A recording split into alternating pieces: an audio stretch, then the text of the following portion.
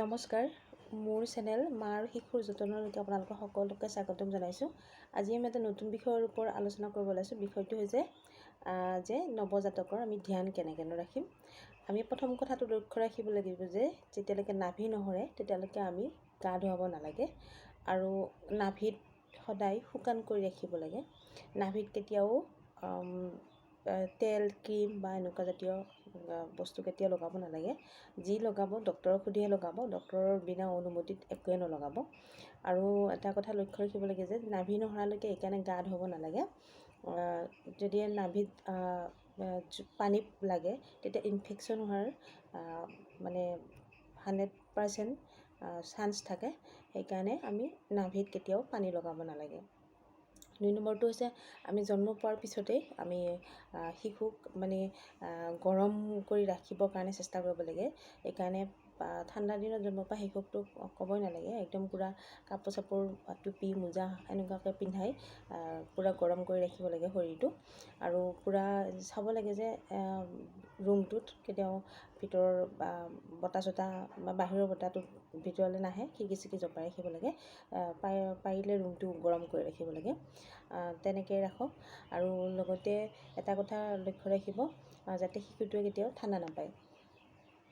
নহ'লে শিশুটোৰ এইকাৰণে কোৱা হয় যে শিশুটো জন্মৰ সময়ত ইমিউনিটি বহুত কম থাকে। সেইকাৰণে যিকোনো বেমাৰে হয়তো লগ পাব পাৰে। সেইকাৰণে কোৱা হয় যে শিশুটোক কেতিয়াও ঠাণ্ডা পাব দিব নালাগে। আৰু 2 নম্বৰটো হৈছে যেতিয়া জন্ম পায় তেতিয়া মাকৰ প্ৰথম যিটো গাখীৰ বা যিটো কলস্থাম বুলি কয় সেইটো খুৱাওক। আৰু লগতে একো মুখত নিদিব। কিছুমানে মৌ, চেনি বা পানী এইবিলাক মুখত দিয়ে, কেতিয়াও নিদিব। কাৰণ এইবিলাক খোৱালে কি হয়, শিশুটোৰ বীজাণু যিটো পেটলৈ গুচি যাব আৰু ইমিউনিটি কেতিয়াও ষ্ট্ৰং নাথাকে জন্ম পোৱা শিশুটোৰ।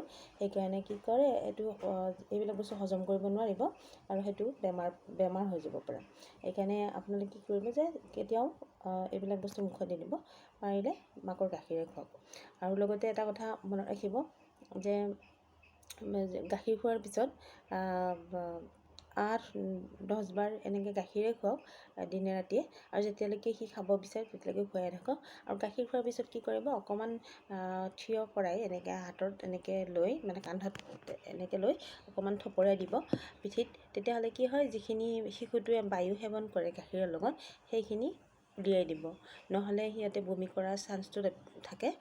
তেনেকুৱা কৰিলে আপোনালোকে দেখিব যে শিশুটো যিখিনি বায়ু সেৱন কৰিছে সেইখিনি উলিয়াই দিছে আৰু লাহে লাহে থপৰিয়াব। আৰু লগতে পৰিষ্কাৰ পৰিচ্ছন্ন কৰি ৰাখিব। আৰু যিকোনো মানুহক নহয় বিশেষকৈ বেমাৰী মানুহক চুবলৈ নিদিব, সংস্পৰ্শলৈ আহিব নিদিব। আৰু শিশুটোক যোনেই নুচুৱক হাত দুখন চফা কৰি ধুই মেলিহে বা চেনিটাইজাৰ কৰিহে শিশুটোক চুব। আৰু পৰাপক্ষত কম মানুহে শিশুটোক দেখভাল কৰাটোৱে ভাল।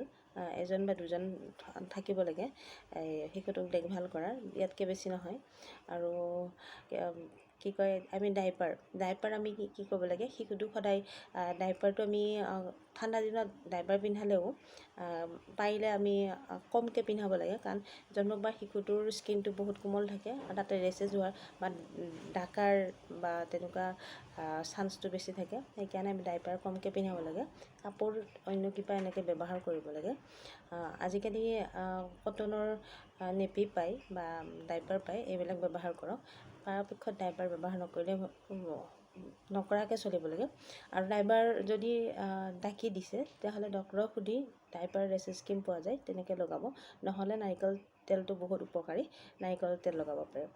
আৰু ইয়াৰ ক্ষেত্ৰত কি কৰা যায় যে যিকোনো কাম কৰাৰ আগতে আপোনালোকে ডক্তৰৰ পৰামৰ্শ লৈহে কৰিব। আৰু যদি মোৰ ভিডিঅ'টো ভাল পাইছে তেতিয়া লাইক কৰিব, শ্বেয়াৰ কৰিব, ছাবস্ক্ৰাইব কৰিবলৈ নাপাহৰিব।